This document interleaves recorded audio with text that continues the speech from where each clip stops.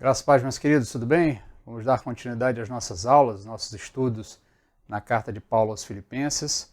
Hoje nós vamos, pela graça de Deus, encerrar os estudos na carta de Paulo aos Filipenses. Nós vamos ver os últimos versos do capítulo 4.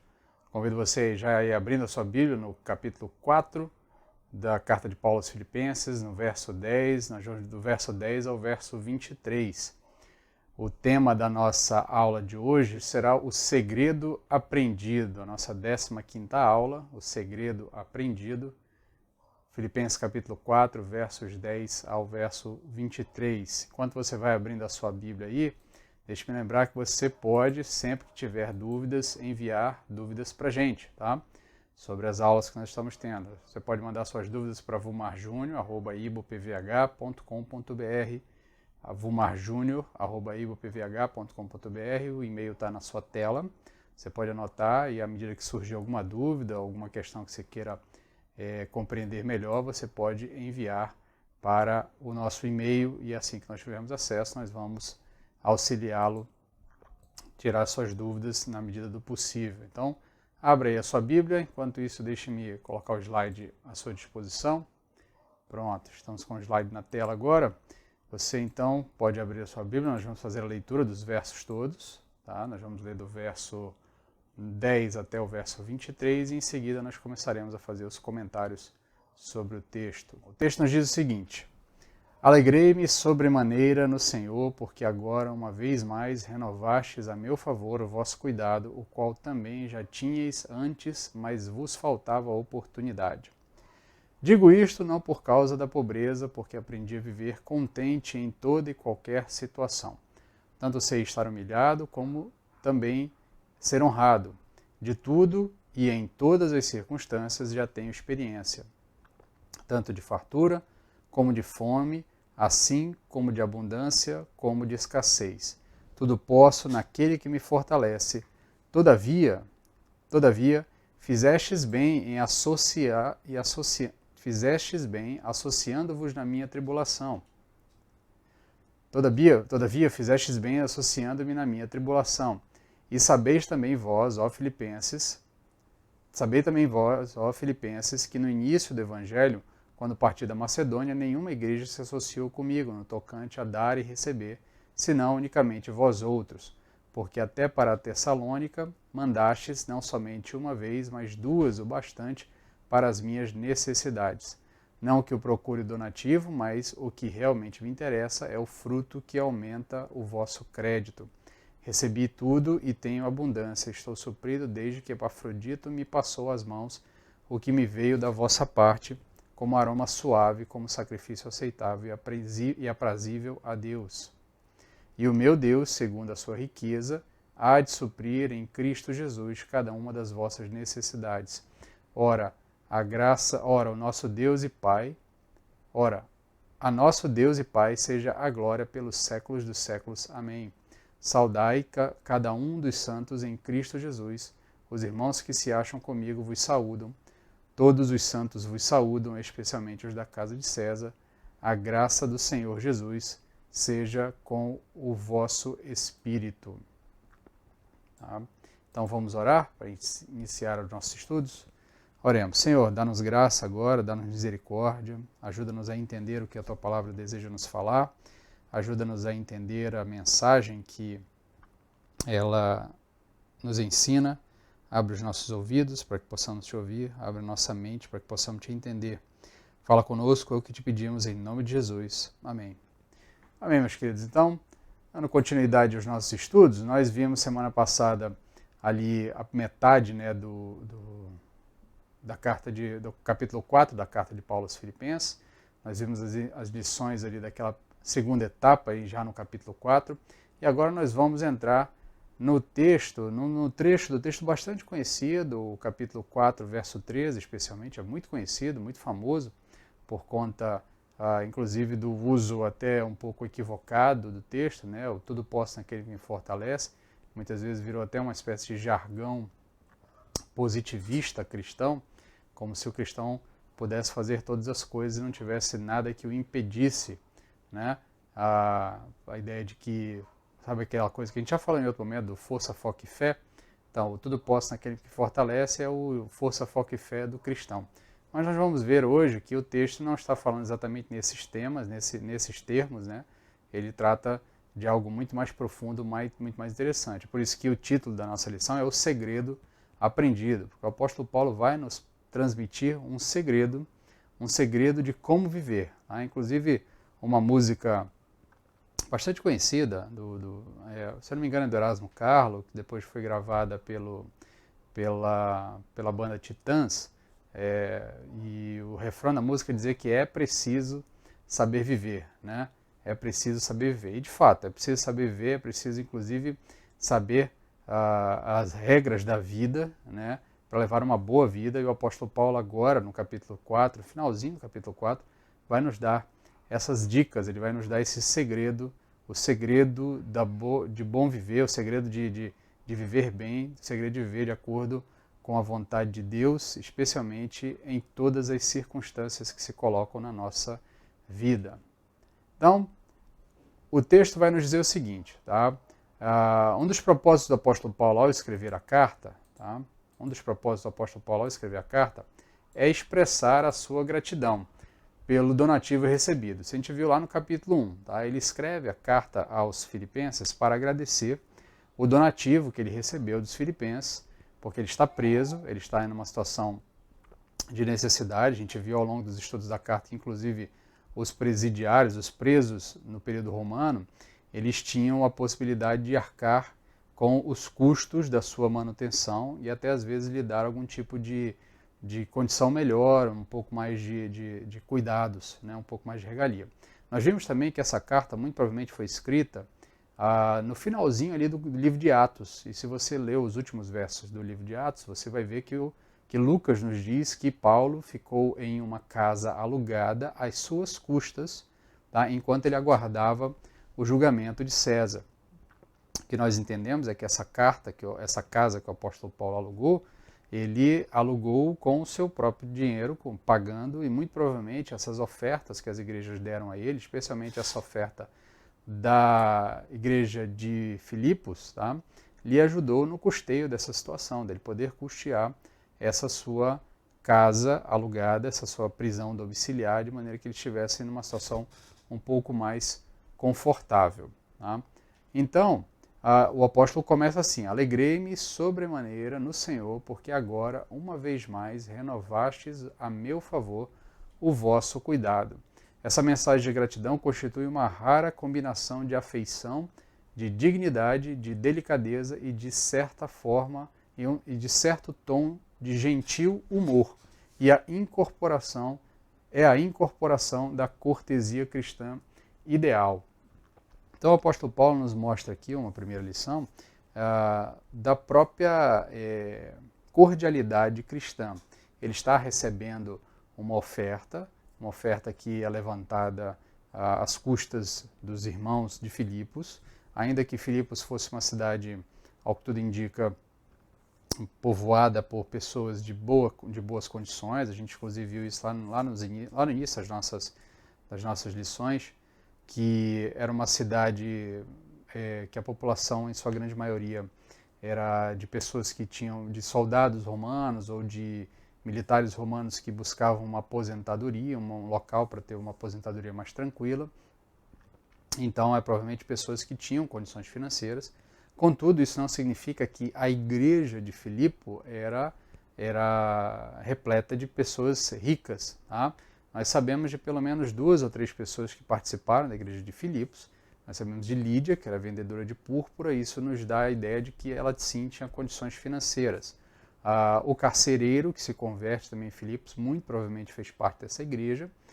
Na condição de carcereiro, ele ocupava uma função um pouco mais elevada que os demais soldados, então é possível que recebesse um pouco mais do que os demais, ele tinha mais responsabilidades, mas no mais a gente sabe muito pouco. Outro personagem que é citado em Filipos, que está na passagem do apóstolo Paulo em Filipos no livro de Atos, é a moça endemoniada, é a escrava, né, endemoniada, que é liberta pelo apóstolo Paulo, que ela era uma adivinhadora, né?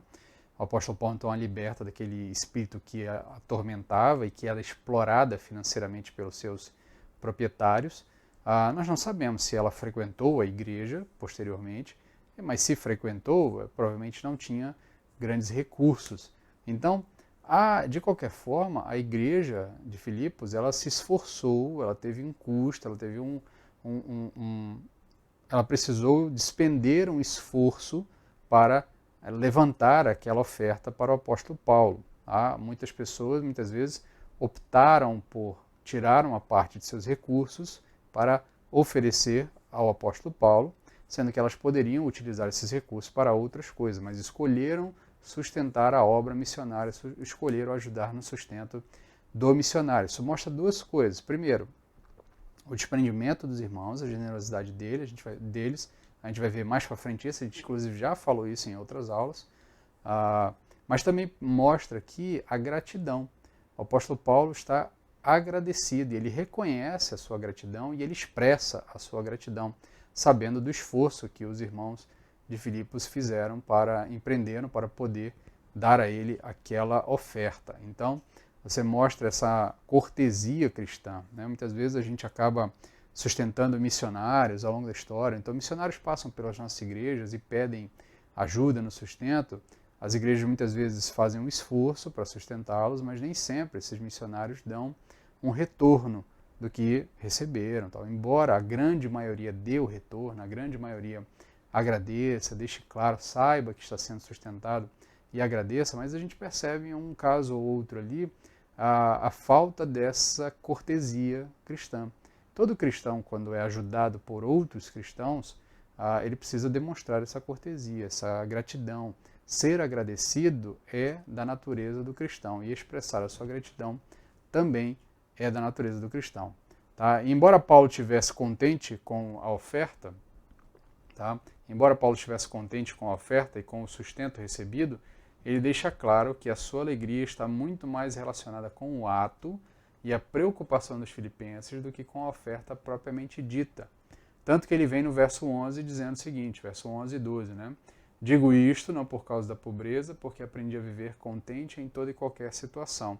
Tanto sei estar humilhado, como também ser honrado, de tudo e em todas as circunstâncias já tenho experiência, tanto de fartura como de fome, assim de abundância como de escassez. Então o apóstolo Paulo deixa claro que a sua preocupação não é necessariamente com o ato de ter recebido a oferta. Ele não está preocupado com a oferta em si. Ele está muito mais alegre, ou melhor, preocupado não, ele não está alegre por causa da oferta, ele está muito mais alegre pelo ato de generosidade dos filipenses. E isso é interessante, porque a generosidade para o cristão é uma marca da sua compreensão do que foi feito por ele. Se o cristão entende que Cristo se derramou na cruz em nosso favor, se o cristão entende isso, se ele entende que Cristo morreu na cruz em nosso favor e deu-se em nosso favor, que o Pai deu o Filho em nosso favor, quando o cristão entende isso, ele entende que um ato de grande generosidade e de amor foi desprendido em seu favor. Logo, o cristão, se deseja de fato ser imagem e semelhança de Deus, se ele deseja de fato honrar a Deus, ele também responderá com generosidade nas circunstâncias em que ele estiver na condição de ser generoso. Nós já chamamos a atenção muitas vezes que a falta de generosidade no cristão, ela é uma marca da sua incompreensão daquilo que Deus fez em nosso favor. Então, se o cristão compreende o que Deus fez em nosso favor, ele naturalmente será generoso, porque Deus foi muito generoso com ele, e por ter sido muito generoso com ele, esse cristão então será generoso também com todos ao seu redor.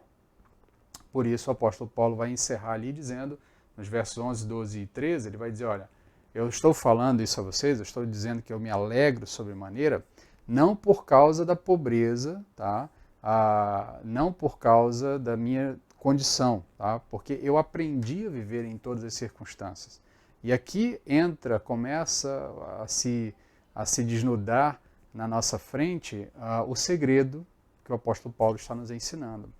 O segredo é aprender a viver em todas as circunstâncias. Aprender a viver com alegria, aprender a viver com satisfação, aprender a estar contente em todas as circunstâncias. A palavra contente é muito mal usada no nosso contexto, porque contente, para nós, limita-se muitas vezes a estar alegre. O contente, ele não necessariamente está alegre de sorrir o tempo todo, mas ele está contente porque ele se contenta com o que tem, entendeu? Ele está satisfeito com o que tem. Ele não precisa nem de mais e ele sabe viver com o que tem. E essa ideia precisa ser trabalhada melhor na mente do cristão, porque o cristão precisa aprender a encontrar contentamento naquilo que Deus permitiu que ele tenha, naquilo que Deus permitiu que esteja à sua disposição.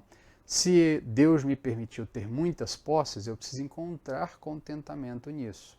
Eu não posso ser tomado pela ganância. Ao mesmo tempo, se Deus não me permitiu ter muitas posses, eu também preciso encontrar contentamento nisso, de maneira que eu não viva invejando a situação dos outros, de maneira que eu não viva invejando a condição dos outros. Óbvio, nós vamos falar um pouco mais para frente sobre isso. A Bíblia também não nos chama, ou não nos conclama a viver uma vida de passividade diante das circunstâncias, do tipo, eu ganho pouco, então é porque Deus quer que eu ganhe pouco. Então, se o meu salário é pequeno, é baixo, é porque Deus assim determinou. Não funciona assim. Não é isso que é a providência de Deus. Tá?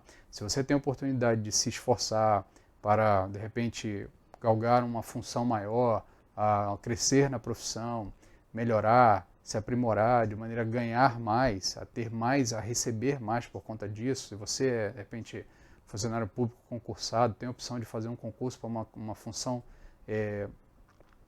melhor, uma função que pague mais, esforce-se, busque, vá atrás, faça o necessário, aquilo que for viável, aquilo que for possível, para alcançar esses objetivos. Tá? Deseje sim, de repente, se você é um empresário, quer que a sua empresa cresça, use os métodos corretos, honestos, para que você cresça no mercado, ganhe mais, desenvolva mais o seu negócio. Se você é um profissional liberal, aprimore-se para que cada vez mais você possa valorizar o seu produto, o seu serviço, de maneira que ele vá tendo valor agregado, e tendo valor agregado você receba também mais por isso. Não há nada de mal, não há nada de errado nisso. Mas ter contentamento é entender os limites para essa busca por melhoria, é entender os limites por essa busca por ganhar mais, e inclusive é entender os limites que, às vezes, você não vai conseguir alcançar o alto nível que você gostaria, mas mesmo assim encontrar contentamento, encontrar alegria, encontrar satisfação. Quando a gente vai para a história do próprio apóstolo Paulo, o que fica claro aqui é que em todas as suas circunstâncias de vida, ele aprendeu a encontrar contentamento. Ele vai falar que teve um momento em que ele esteve na pobreza, e aí, na pobreza ele encontrou contentamento. Da mesma forma, ele também teve momentos de fartura, teve muita coisa à sua disposição, dinheiro, condições, satisfação financeira, ter estrutura à sua disposição. Tudo isso esteve à sua disposição e ele encontrou contentamento também nessa condição. Ele não viveu em uma condição que exigisse dele ou que ele simplesmente estivesse insatisfeito. Tá?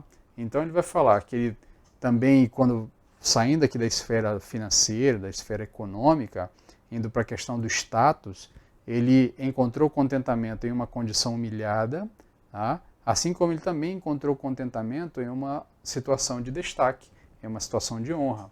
Tá? Aí ele vai dizer, de tudo e em todas as circunstâncias já tem experiência, tanto de fartura como de fome, assim como de abundância e de escassez, tudo posso naquele que me fortalece. É preciso notar que esse contentamento ou suficiência espiritual não provém de algum recurso que o apóstolo Paulo tivesse por conta própria. Então fica claro aqui, nos próximos versos nós vamos ver, que vai ficar claro que esse segredo que o apóstolo Paulo experimenta, que ele vive, que ele está nos ensinando nesses versos, esse segredo não é baseado, tá, em uma capacidade pessoal dele, uma capacidade de resiliência, uma capacidade de domínio próprio, algo que o apóstolo Paulo tenha desenvolvido, né? Por exemplo, hoje em dia, nas nossas, no meio profissional, se fala muito em inteligência emocional, se fala muito em desenvolver técnicas pessoais, e às vezes a gente acaba sendo iludido por questões ou por ideias de que por um esforço pessoal, um esforço de desenvolver uma técnica pessoal, você conseguirá todas as coisas ao seu redor, tudo se abrirá ao seu redor, você vai conseguir vencer todos os desafios. O que o apóstolo Paulo deixa claro para nós é que esse contentamento dele está ligado a algo externo a ele. Ou melhor, está ligado a alguém fora dele. Alguém é que lhe dá esse contentamento. Nós vamos ver. Por isso ele diz, tudo posso naquele que me fortalece. Então, o que o apóstolo Paulo consegue, por que ele consegue viver tanto na fartura quanto na escassez com o mesmo nível de contentamento, com o mesmo nível de alegria, com o mesmo nível de satisfação? Porque não é ele que consegue fazer isso, é aquele que lhe fortalece, que lhe dá condições para viver nesse tipo de situação, nessas circunstâncias. Então, Paulo ele não é presunçoso, tampouco é um insensível, apático, que ignora as suas necessidades materiais. Então, o apóstolo Paulo ele não é um presunçoso, ele não está aqui dizendo, olha, eu dou conta de tudo sozinho, tá? E inclusive esse é o mau uso do verso 13 do capítulo 4 de Filipenses. Às vezes os cristãos usam esse texto com um tom de presunção. Tudo posso naquele que me fortalece. Por exemplo, eu já vi situações, o crente vai fazer concurso, vai na fé, meu irmão, porque tudo posso naquele que me fortalece. Se você não estudou, se você não se preparou, se você não minimamente se organizou para fazer uma boa prova, você não vai passar. Tá? Não é porque você vai olhar para a prova e escrever Filipenses 4,13 lá no cabeçalho, dizer tudo posso naquele que fortalece, não são palavras mágicas, não é um abracadabra cristão. Tá? Do tipo, tudo posso naquele que fortalece, todas as coisas vão acontecer. Até porque o que o apóstolo Paulo consegue fazer não é ele que consegue fazer, é Cristo que faz na vida do apóstolo Paulo. Por isso que ele diz, eu posso todas as coisas naquele que me fortalece. Se aquele que me fortalece não me fortalecer, eu não vou conseguir fazer coisa nenhuma. Então não adianta. Então por isso o apóstolo Paulo ele não é presunçoso. Ele tampouco é um insensível, apático à sua situação, que ignora as suas necessidades. Ele sabe das suas necessidades. Ele muitas vezes, ao longo das cartas que ele escreve, ele expressa as suas necessidades, ele fala dos irmãos das suas necessidades, ele se queixa, por exemplo, aos coríntios, que os coríntios não o ajudaram. Tá? Então, ou seja, ele sentiu falta, ele precisou de ajuda dos coríntios e os coríntios não lhe foram solícitos como os filipenses estão sendo. Então, nesse sentido, o apóstolo Paulo ele sabe da sua necessidade e, por saber da sua necessidade, ele expressa isso de maneira a deixar claro aos seus leitores que ele reconhece que precisa se organizar minimamente para que as coisas aconteçam, mas ele está consciente de que em todas as circunstâncias, quer ele tenha, quer ele não tenha, quer lhe ajudem, quer não lhe ajudem, quer as coisas estejam fáceis, quer as coisas não estejam fáceis, em Cristo Jesus, ele pode encontrar o mesmo nível de contentamento para todas as situações. Esse é o grande segredo que ele está nos ensinando no texto que nós estamos estudando. Então, o apóstolo continua aqui, ele deixa claro, ele é um homem de carne e de sangue, ele conhece pessoalmente tanto as alegrias quanto as aflições e aprendeu a permanecer contente. E o seu contentamento, porém, tem sua razão em outro, além de si mesmo, aquilo que nós já estávamos comentando antes. O contentamento do apóstolo Paulo, a verdadeira fonte da suficiência espiritual de Paulo, está mencionada no versículo 13. E essa fonte jamais secará, não importa quais forem as circunstâncias. Então, a verdadeira fonte do contentamento do apóstolo Paulo é Cristo. Em Cristo ele se contenta. Se ele está em Cristo, ele está satisfeito. Se Cristo está com ele, ele está satisfeito. E isso é importante o cristão entender. O que nos basta é Cristo. O que nós precisamos é estar em Cristo e com Cristo. Nisso nós temos condições de enfrentar todas as situações, inclusive situações de dor, de sofrimento, de privação, de dificuldade. Tá? Ninguém está pregando uma vida de masoquismo. Tá? O cristão não é chamado a ser um masoquista. O cristão é chamado a ser uma pessoa engajada com as atividades seculares, de trabalho, de tarefas, de estudo. Nós temos uma função missional de estar envolvido com todas as esferas da criação de Deus, a esfera cultural, a esfera do trabalho, a esfera governamental. Nós somos chamados para envolvermos com isso. Mas se estivermos envolvidos com todas essas coisas sem Cristo, nós não encontraremos o verdadeiro contentamento. Em Cristo nós encontraremos o contentamento, quer tenhamos abundância, quer tenhamos escassez. E esse é o segredo do contentamento, esse é o segredo de viver bem, de viver satisfatoriamente. Então a verdadeira fonte da suficiência espiritual de Paulo está mencionada no versículo 13, essa fonte jamais secará, não importa quais forem as circunstâncias. Ele prossegue nesse raciocínio dizendo, tanto sei estar humilhado, como também estar honrado, de tudo em todas as circunstâncias, já tenho experiência, tanto de fartura como de fome, assim como de abundância como de escassez. Paulo aprendera o segredo. E aqui é interessante porque algumas das nossas traduções, a tradução que nós lemos não usa a palavra segredo, mas algumas das traduções usam essa expressão ali no verso 12, ele vai dizer bem ali, tanto sei estar humilhado, como também está ser honrado, de tudo em todas as circunstâncias, já tenho experiência, ele nessa parte já tem, que a versão que nós estamos lendo diz já tenho experiência, em algumas traduções vai dizer tenho o segredo, ou conheço o segredo. Tá? A ideia aqui, essa expressão que o apóstolo Paulo usa poucas vezes, ele usa na verdade uma única vez aqui, ela está relacionada a uma ideia de mistério. E aqui, qual é o relacionamento com esse conceito, essa ideia de mistério? É que de fato o cristão consegue viver contente em todas as circunstâncias, não é com base em compreensões humanas, porque alguém que não está em Cristo, quando olha para o cristão nessa circunstância e percebe que o cristão de repente está lá, ele não tem nada, tá? Ele não tem absolutamente nada, muitas vezes ele não tem o alimento para aquele dia, mas quando você conversa com ele, você percebe nesse cristão que está em Cristo, satisfeito, que está em Cristo, confiante, você percebe nesse cristão uma paz, uma tranquilidade, uma satisfação, um contentamento de saber que Cristo nos basta, tá? Que Cristo nos basta.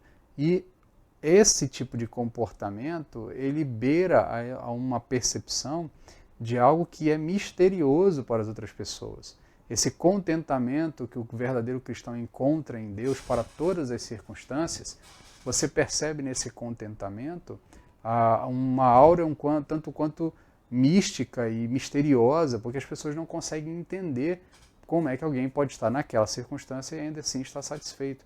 Da mesma forma, no oposto, você pega, por exemplo, cristãos sérios, que de fato foram abençoados por Deus com com abundância de riquezas, você percebe que nessas pessoas que de fato são cristãos, você percebe uma serenidade no uso correto dos bens materiais, a ponto de não viverem deslumbrados, não viverem de maneira frívola, de maneira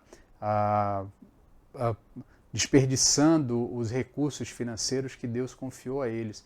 Então você percebe pessoas que poderiam fazer muita coisa com o seu dinheiro, optam por fazer menos coisas e investir mais, de repente, nos seus funcionários, nos empregados que trabalham com ele, dando salários muitas vezes acima do normal. Por quê? Porque eles percebem que essa riqueza que Deus deu a ele não é a razão do seu contentamento. A razão do seu contentamento é o próprio Cristo. Então eles podem encontrar um nível de equilíbrio tá? Um nível de satisfação, um nível de contentamento que para as outras pessoas soa quase como um mistério. Por isso a ideia de segredo a ser aprendido.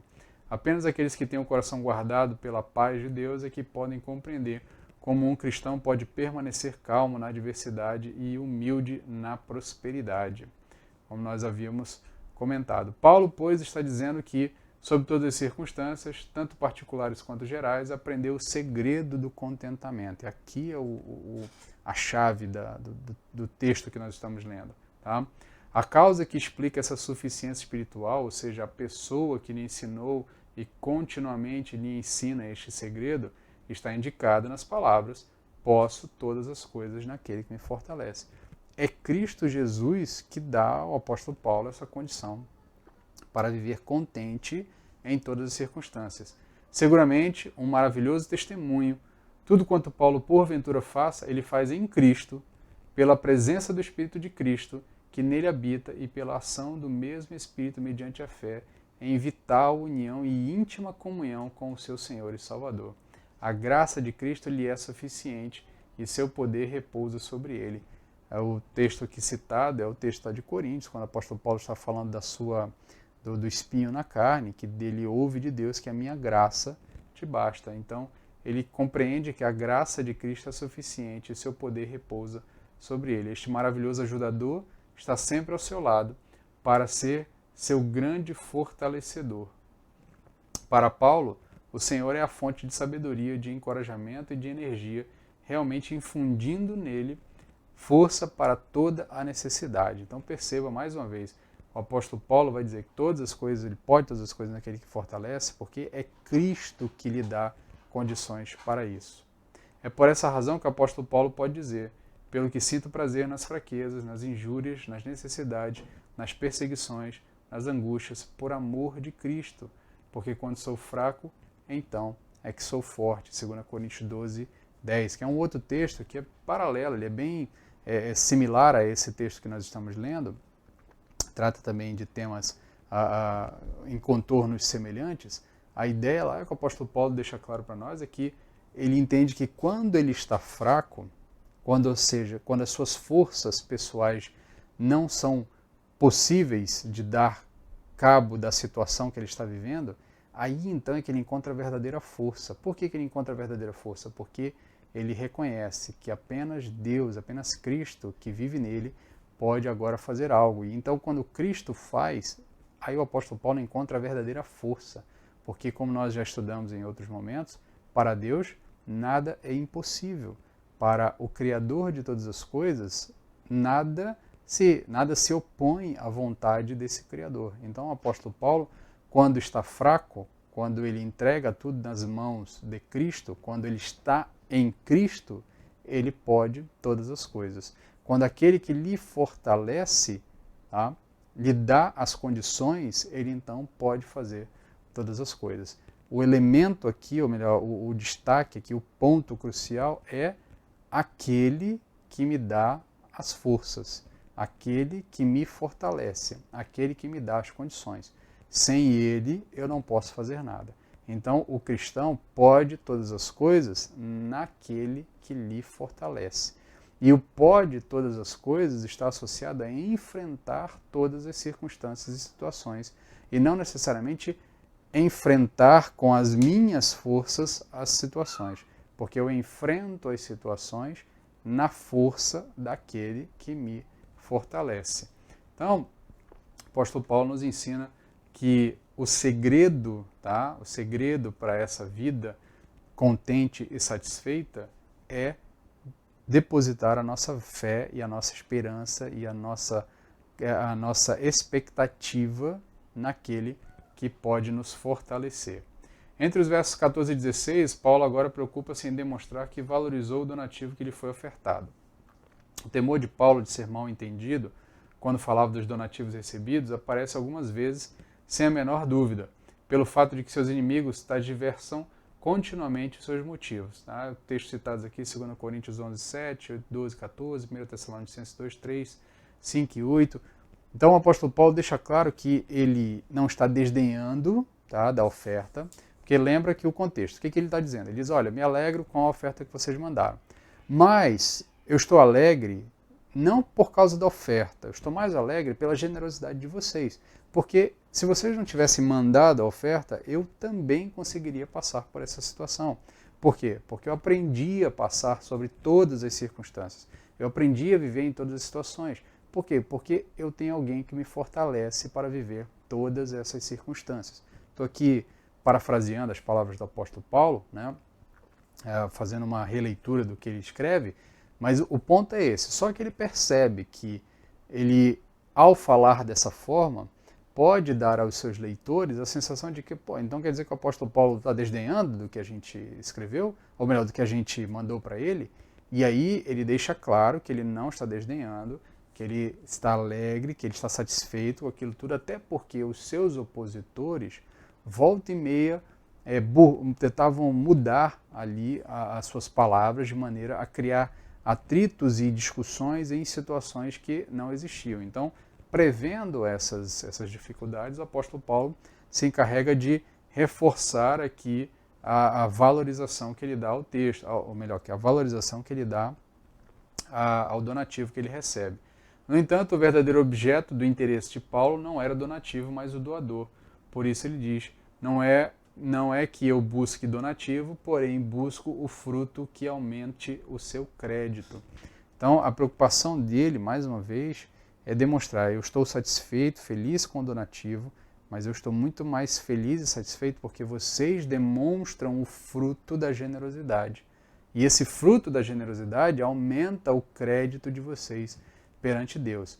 E aqui, deixe-me, antes da gente dar continuidade, a gente vai comentar isso na leitura dos slides, mas o ponto é, o cristão precisa entender que ele, ao longo da sua vida, da sua caminhada cristã, ele vai dando fruto, ele vai demonstrando que houve transformação de vida, e essa frutificação, que é expressa em muitos textos, desde os evangelhos, passando por várias cartas apostólicas ao longo do Novo Testamento, deixam claro que o cristão ele é chamado para dar fruto, para dar algum tipo de demonstração visível e real, palpável, perceptível, de que houve mudança na sua vida. Um dos frutos que você dá nessa transformação é demonstrar externamente que a sua relação com bens materiais foi transformada e agora ela é filtrada pela sua relação com Cristo Jesus.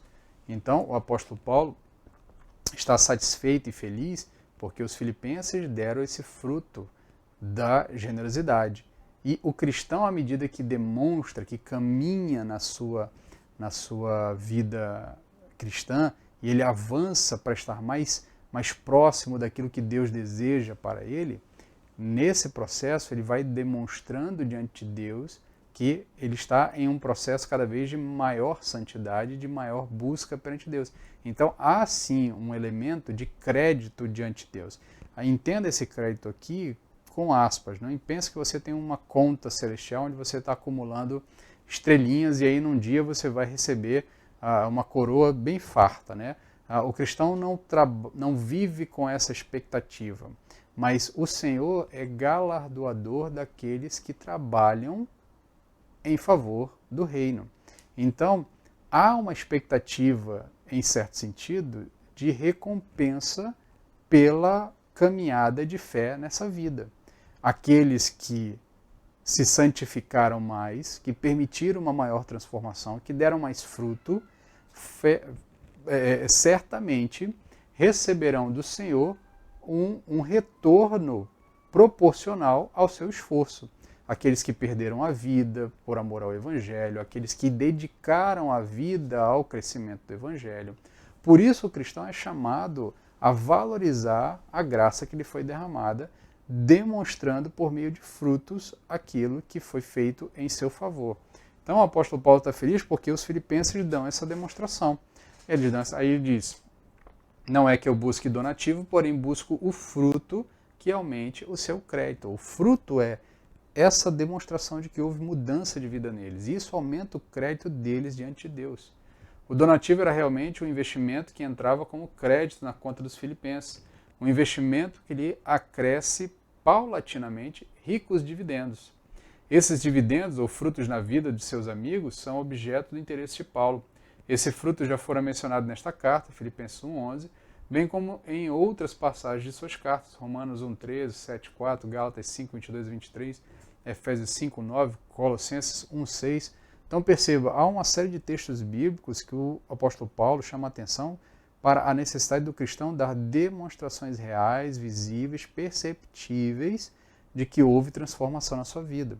Isso é demonstrar o fruto da transformação da vida, da transformação da conversão. Um donativo dado de modo correto sempre enriquece o doador. É aqui uma série de textos. A alma generosa prospera, Provérbios 11:25, parte A. Quem se compadece do pobre ao Senhor empresta, Provérbios 19:17, parte A. Bem-aventurados os misericordiosos, porque alcançarão misericórdia, Mateus 5:7. Porque Deus ama a quem dá com alegria, 2 Coríntios 9:7b. Textos bastante utilizados, inclusive, nas nossos materiais de dízimos e de oferta, nossos envelopes de dízimos e de oferta. Por que esses textos estão no texto bíblico? Tá? Eles não estão lá à toa, não estão lá de forma indiscriminada. Há um elemento, tá, de que a generosidade que o cristão demonstra, há uma percepção da sua compreensão da transformação que houve na sua vida. Então, um donativo dado de maneira correta sempre enriquece o doador. Aquele que dá é muito mais feliz, porque ele sabe que recebeu o suficiente para si e o suficiente ainda para dar.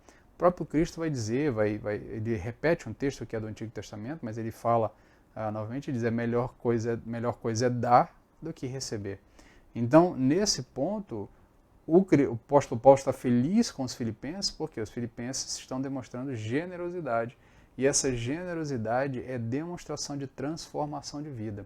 Quanto mais generoso é o cristão, mais ele dá demonstração de que ele reconhece o tamanho da graça que foi derramada sobre a sua vida.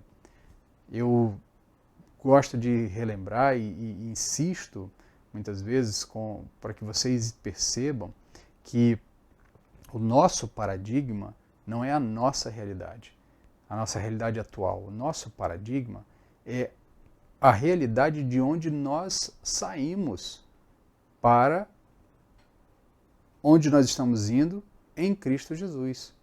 Se você entender qual era o destino da sua vida sem Cristo, você percebe que a graça que foi derramada sobre você é infinitamente superior, maior do que qualquer coisa que você possa mensurar. Diante desta graça que foi derramada sobre a sua vida, nada mais tem capacidade de se mostrar como algo a ser considerado trabalhoso, entendeu? Então, o cristão, quando olha para a generosidade que foi derramada sobre ele, por meio de Cristo Jesus, do sacrifício dele na cruz, doar um donativo financeiro para o sustento de um irmão em dificuldade é nada.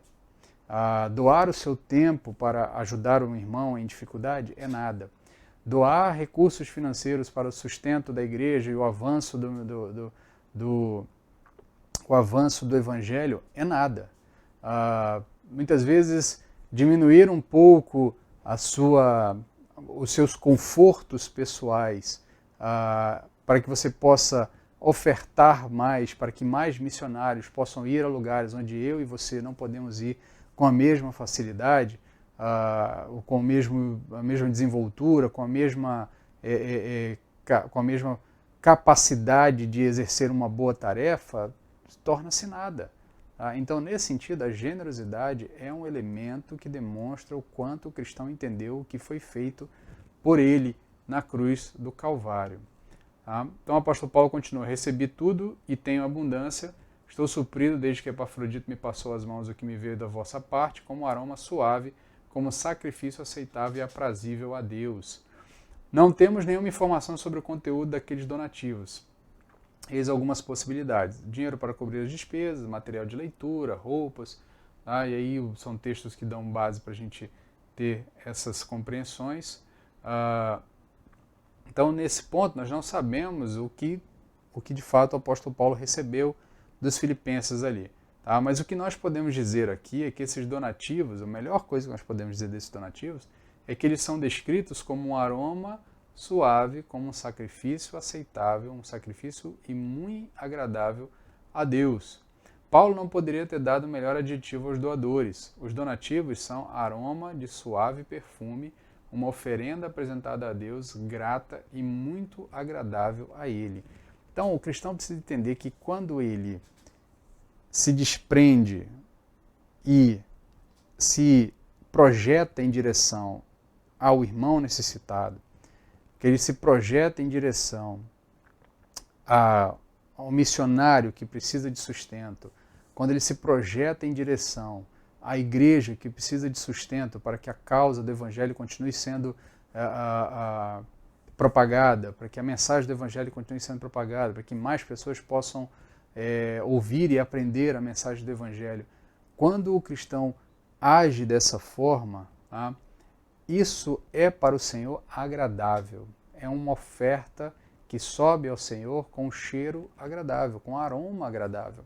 É interessante porque esses elementos são um pouco estranhos para nós, porque nós não estamos acostumados a ver ofertas de holocausto, né? Ofertas queimadas em um altar, né?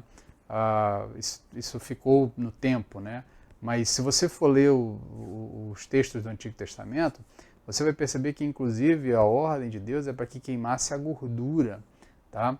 E, obviamente, a grande maioria de vocês que estão assistindo já participaram de um churrasco e você já percebeu que o cheiro agradável, quando a gordura é queimada, quando uma carne é assada, quando um alimento é preparado, ou mesmo quando você está preparando um alimento na cozinha, o cheiro ele é característico de algo que é gostoso. Quando uma comida cheira bem, a tendência é que ela seja uma comida gostosa, que ela seja uma comida aprazível. Tá? Então, nesse sentido, o elemento aqui que o apóstolo Paulo usa é para essa ideia, para que a gente tenha essa visão, quase que como se fosse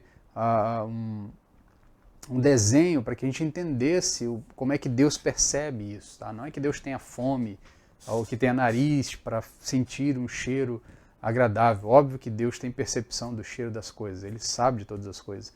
Mas o ponto aqui é que quando o cristão demonstra generosidade, quando ele se desprende de si mesmo e passa a se preocupar mais com o próximo do que com ele mesmo, quando ele se torna generoso, não só dos seus recursos financeiros, mas do seu tempo, da sua atenção, da sua preocupação, tá?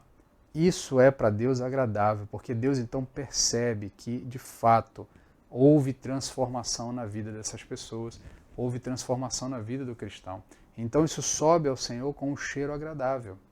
Tá? São comparáveis à oferta de gratidão de Abel, Noé, dos israelitas, quando no estado de ânimo correto apresentavam seus holocaustos, e dos crentes em geral ao dedicar suas vidas a Deus, como fez Cristo, ainda que de uma maneira única. Quando Cristo oferece a sua própria vida na cruz, isso também foi agradável ao Senhor. Tá? Agradável ao Senhor ver o seu servo agindo de maneira a obedecer à vontade de Deus. O apóstolo atribui aos doadores o mérito de um espírito reto, isto é, a atitude de fé, de amor, de gratidão. Ele reconhece que era uma genuína oferenda apresentada a Deus para promover sua causa. Esta é a razão por que a ação era tão grande e tão bela. Por que ele está tão feliz? Porque os filipenses estão preocupados com o avanço do Evangelho, com a propagação do Evangelho. Então, os filipenses estão investindo em um pregador do Evangelho, estão investindo em um missionário, estão investindo em alguém que vai continuar anunciando o Evangelho, ensinando outras pessoas. Por isso, volto a dizer, quando o cristão se projeta para participar do sustento missionário, participar do sustento da igreja, do sustento da causa, para que o evangelho possa continuar sendo anunciado. E preste atenção, desprenda-se de toda e qualquer compreensão equivocada que a mídia ou que as pessoas têm sobre a relação do frequentante de igreja, do cristão, com ofertas, com dízimos e com contribuição no templo. Tá? A gente passou e ainda passa por momentos ruins, porque muitos maus obreiros, falsos mestres, utilizam-se da estrutura da igreja para trazer, para enganar pessoas e com isso angariar recursos. Isso não é novidade, tá? Não começou agora isso. Se você procurar um documento chamado O Didaquê, tá? A Instrução dos 12, você encontra na internet ele, é um documento do primeiro século, lá do início da história da igreja. Você acha com muita facilidade esse texto na internet. Só digitar O Didaquê, tá? O, né, espaço, Didaquê. Você vai achar com uma certa facilidade o texto, e lá você vai lendo, é uma espécie de manual de instrução para o cristão. Então tem várias orientações, né? Entre as orientações que tem lá, são bastante interessantes, tem uma sobre como tratar pregadores itinerantes. Já naquela época haviam pregadores itinerantes, pessoas que iam de cidade em cidade pregando o evangelho, anunciando uma mensagem. O que acontece? O Didaquê diz o seguinte: quando um pregador itinerante chegar, acolha-o, receba-o, tá? Dê a ele as condições necessárias, dê comida, dê uma casa, dê um local para ele descansar, dê condições para que ele faça o seu trabalho. Se ele permanecer dentro do contexto, se ele permanecer mais de 3 dias, não dê mais dinheiro a ele, porque esse cara não é um pregador itinerante. Esse cara, na verdade, é um aproveitador que está tentando viver às custas da generosidade dos cristãos. Então, já desde o início da igreja, já tinham pessoas que se aproveitavam da generosidade das pessoas para fazer o mal. Mas essa não é a regra, tá? Essa não é a regra, essa são a exceção. Ainda que as pessoas, de uma maneira geral, achem que essa é a regra, essa não é a regra. Tá? Para cada pilantra que abre uma igreja para angariar fundos, nós temos milhares de outros pregadores e de outros pastores e de outras pequenas igrejas e congregações que estão vivendo com muita dificuldade, mas ainda assim estão anunciando o evangelho. Por isso eu quero que você entenda, quando você oferta na igreja, você não está ofertando apenas para o sustento do pregador, você está ofertando para que o evangelho seja anunciado. Você está ofertando para que a causa do evangelho seja promovida, para que mais e mais pessoas possam ser ensinadas a entender corretamente como é que eu posso me relacionar com Deus de acordo com a vontade de Deus. Então, nesse sentido, o cristão, quando oferta, ele está fazendo aquilo que é agradável a Deus. E aí, se você vai chamar de oferta, de dízimo, de contribuição, de oferta de amor, de oferta das primícias, o nome é irrelevante nesse momento, tá? Se é 10%, 15%, 20%, 5%, 8%, 35%, isso também é irrelevante. O ponto é generosidade. Generosidade. Se você doa com generosidade, quem doa com generosidade não olha para a porcentagem, ele olha para a necessidade. Muita necessidade, muita doação. Pouca necessidade, menos doação. Mas o fato é, se você de fato é generoso, você participará do sustento da causa missionária, da causa da igreja local, do sustento das necessidades da igreja, não só financeiras, mas de disponibilidade de pessoas, de tempo, de tarefas. Tudo isso fará parte das suas preocupações, se de fato o cristão é generoso. Se ele for generoso, isso vai ser importante para ele. Então, caminhando ainda aqui, aproximando-se do final da epístola, o apóstolo agora assegura a seus destinatários que Deus suprirá cada uma das suas necessidades. E meu Deus gloriosamente lhes dará tudo o de que necessitam segundo suas riquezas em Jesus. Eu não gosto de fazer essa associação com dízimo. Muitas vezes a gente fala de dízimo, pede para pessoas darem um testemunho sobre dízimo, as pessoas acabam quase que instintivamente dando testemunho na seguinte forma. Eu dei o dízimo, aí Deus me abençoou. Tá? Às vezes eu acho que essa associação trata o dízimo como se fosse algo, como se fosse uma moeda de troca com Deus. Tá? E não deve ser dessa forma. Eu entendo o que as pessoas falam, mas às vezes falam na maior sinceridade e de fato realmente aquilo aconteceu. E é bom que elas percebam que Deus lhes abençoou. Mas o ponto aqui que eu quero chamar a atenção é que o cristão que é generoso, ele sabe que Deus é generoso para com ele. Entendeu? Então o apóstolo Paulo pode dizer, olha, vocês foram generosos, eu sei que Deus vai suprir todas as necessidades de vocês.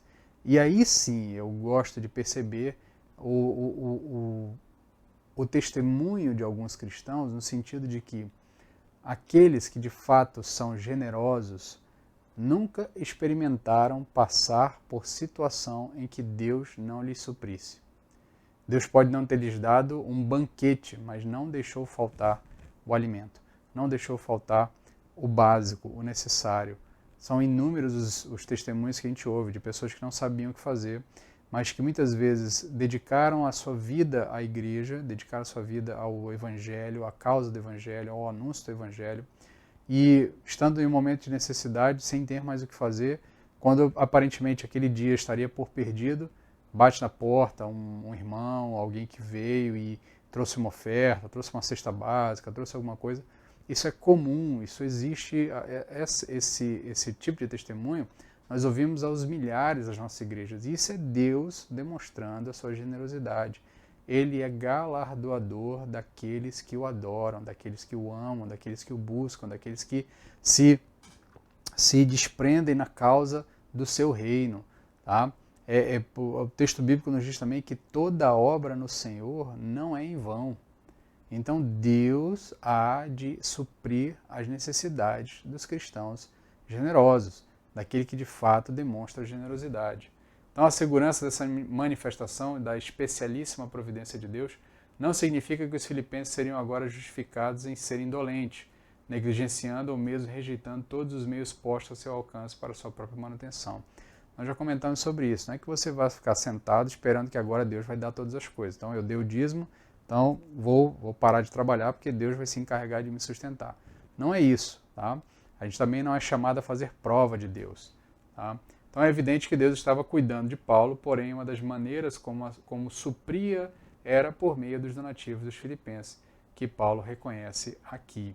Entre inúmeras passagens nas quais esse termo amoroso e cuidado de Deus para esse terno e amoroso cuidado de Deus para com seus filhos, aqui e agora, é descrito passagens que têm consolado o povo de Deus em muitas gerações, estão também as seguintes. Tá?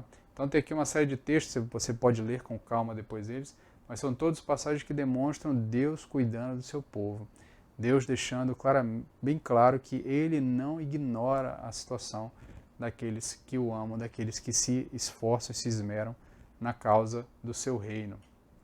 Por fim, a doxologia é um textozinho que nós vamos analisar no final, lá do texto que nós estamos lendo. Para Paulo, a doutrina nunca é uma matéria árida. E aqui é interessante, às vezes a gente trata a doutrina como algo muito árido, algo sem brilho, sem calor, sem brilho mesmo, tá? Sem sabor. Tá? Mas a doutrina, ela deve aquecer os nossos corações. Ela deve nos dar a condição de perceber as nuances e os brilhos que nós podemos enxergar na vida a partir do momento em que temos uma forma de ver o mundo baseada naquilo que Deus de fato quer para nós. Então, sempre que ocupa a sua mente, também enche o seu coração de louvor. Então, o apóstolo Paulo diz que o apóstolo Paulo tem a doutrina na mente, mas a doutrina na mente enche o coração e a boca de louvor. Quando nós lemos textos como do Antigo Testamento, quando Deus fala assim, olha, os meus planos não podem ser frustrados, agindo eu, quem impedirá?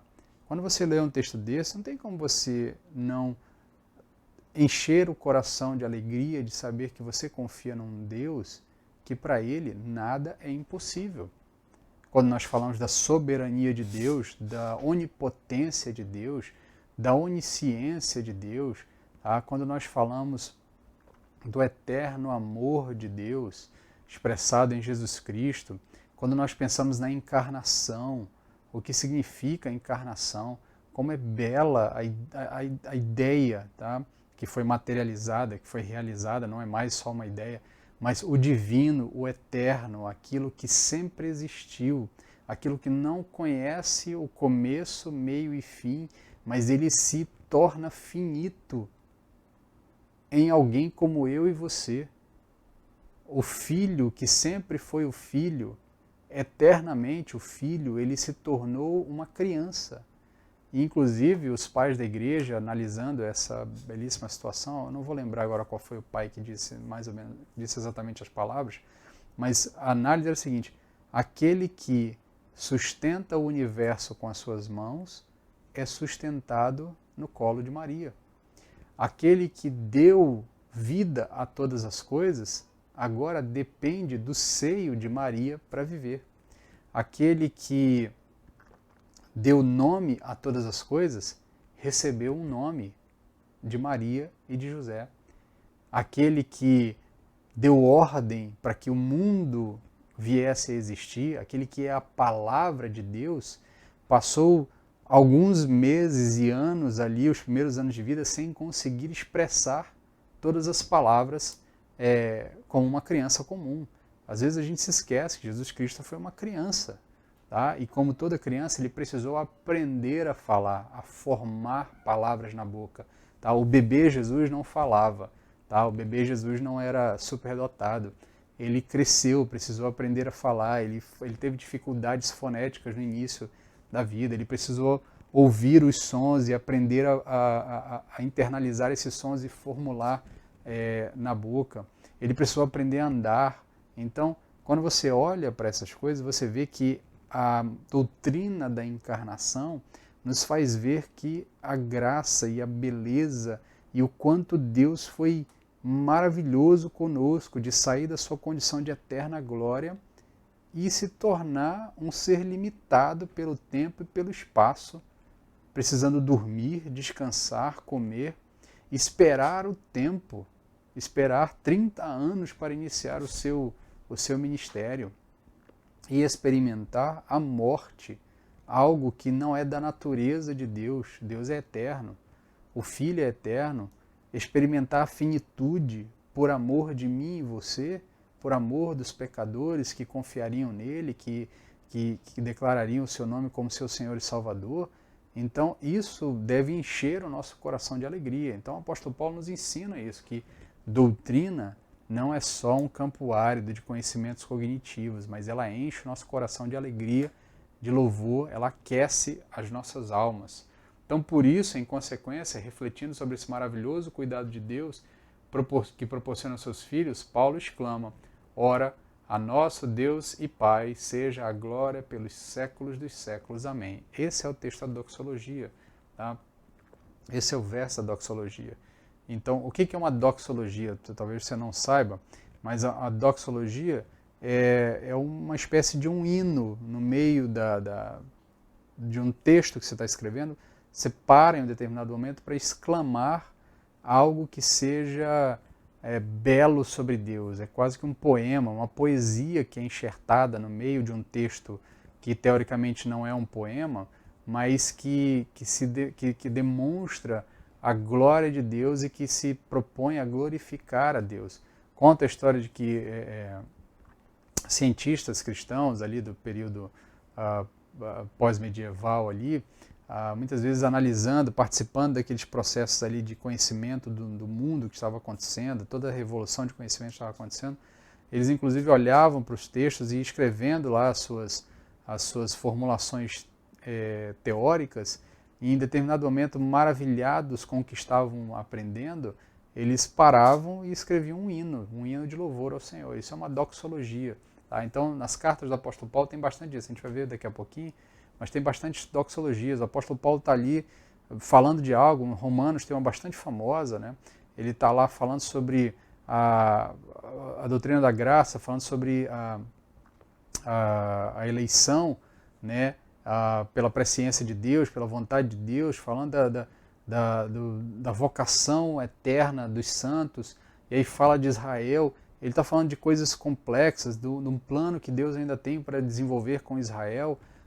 E aí você tem ali um texto bastante árido e difícil de entender numa primeira leitura, mas ele está ali maravilhado porque Deus coordena todas essas coisas, a salvação, o chamado, a santificação, a justificação. Então ele está ali maravilhado com tudo aquilo que ele aí ele começa, ó profundidade da riqueza, tanto da sabedoria como do entendimento, quão insondáveis são os teus juízos, inescrutáveis os teus caminhos.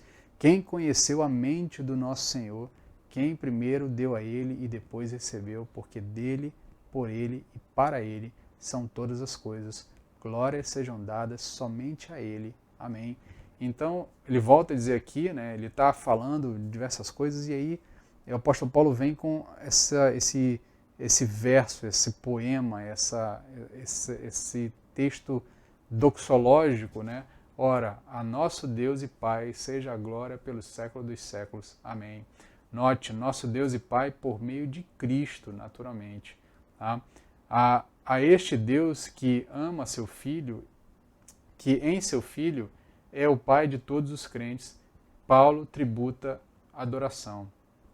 O ardente anelo do coração do apóstolo é que todos os redimidos, filhos de Deus, esforcem-se supremamente para dar ao seu Deus louvores sem fim, louvores pelos séculos dos séculos, ou seja, para todo o sempre.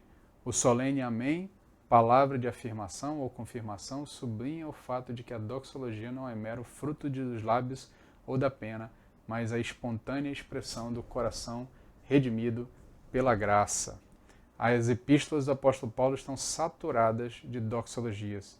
Em seguida, né, o apóstolo Paulo faz algumas saudações e ele encerra com a graça do Senhor Jesus Cristo seja com o vosso espírito. Então ele encerra o texto chamando a atenção dos filipenses para a graça de nosso Senhor Jesus Cristo que estaria com o espírito deles. Então ele já falou da paz de Deus, ele já falou do Deus da paz, ainda no capítulo 4, e agora ele fala do Senhor da graça, do Cristo da graça, essa que estaria com o espírito de todos os filipenses, e o Deus de paz que guardaria o coração deles, e o Deus de paz também supriria a eles todas as necessidades. Então, meus queridos, a gente encerra por aqui os nossos estudos na carta de Paulo aos Filipenses. Lembrando que se você tem alguma dúvida, você pode mandar suas dúvidas para o nosso e-mail, vulmarjunior@ibopvh.com.br. Convido você também a continuar conosco, estudando ainda. Semana que vem, no próximo domingo, nós vamos iniciar um novo estudo. Nós vamos iniciar uma nova série de estudos. Tá? Nos acompanhe para que você fique sabendo qual será o tema da nossa próxima sequência de estudos na EBD. Ainda permaneceremos nos próximos meses ainda com o EBD pela internet, até que todas as coisas normalizem, embora os cultos presenciais já estejam liberados para todas as idades. O culto noturno nós estamos realizando assim, mas nós vamos caminhar ainda a passos mais tranquilos, de maneira que quando as coisas estiverem de fato bem sedimentadas e bem tranquilas e bem seguras, nós então retornaremos com a nossa escola bíblica presencial. Mas convido você a continuar conosco, nos acompanhando pelas nossas redes sociais. É muito fácil encontrar a Igreja Batistolaria de Porto Velho nas redes sociais. É só procurar pelo @ibopvh, tá? Em todas as redes sociais, tanto Facebook, Instagram, como o nosso site. Procurar por ibopvh, você vai nos encontrar com grande tranquilidade, grande facilidade. Por lá nós estamos comunicando todos os nossos avanços e as alterações das circunstâncias de culto. Você é convidado a nos acompanhar. Convido você agora também a encerrar esse momento com uma oração, baixando a sua fronte, pedindo que Deus aplique aos nossos corações a sua palavra. Oremos. Senhor, ajuda-nos, Pai, a aplicar aos nossos corações esses ensinos, esses aprendizados que tivemos nesse momento. Guarda-nos, Pai, livra-nos de todo mal. É o que te pedimos, em nome de Jesus. Amém. Amém, meus queridos. Até a próxima. Fiquem na paz. Que Deus nos guarde ao longo dessa semana.